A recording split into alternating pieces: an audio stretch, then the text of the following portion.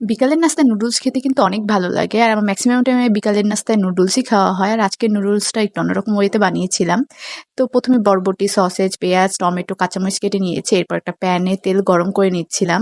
তেল গরম করার পর আমি একটু সসেজটা একটু ভেজে নেব, যেন আমার কাঁচা, কাঁচা না লাগে। যেহেতু আমি সসেজটা একদম নুডলসের শেষে দেব, তাই একটু ভেজে নিচ্ছিলাম। অনেকেই এই সসেজ খেতে একদমই পছন্দ করে না। আমি জানি না কেন? কিন্তু আমার অনেক ভালো লাগে।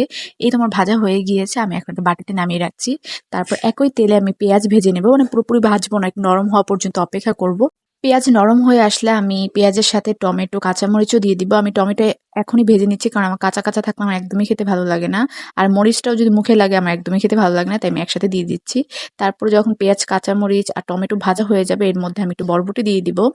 বরবটিটা একটু কিছুক্ষণ ভেজে তারপর আমি এই যে ডিম দিয়ে নিব। সবগুলো সবজি আমি একটু সাইড করে রেখে তারপর ডিমটা দিচ্ছি। আমার ডিমটা এভাবে ভেজে খেতেই ভালো লাগে। অনেকে আগে ভেজে নেয়, কিন্তু তখন একটু ড্রাই হয়ে যায়, খেতেও ভালো লাগে না। আর আমি একটু ডিমের উপরে লবণও দিয়ে দিলাম। আমি এখানে ২ টা ডিম নিয়েছি। আমি ৩ টা নুডলস রানবো, তাই ২ টা ডিমই যথেষ্ট।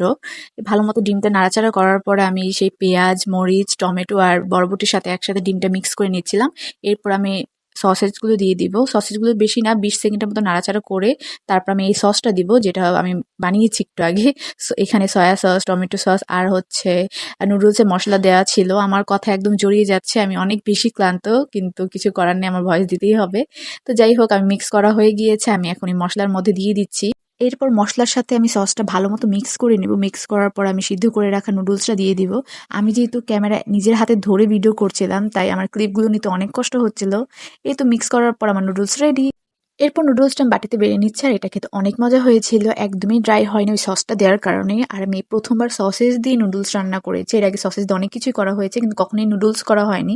তো আজকের ভিডিও ছিল এই পর্যন্তই। সবাইকে আল্লাহ হাফেজ।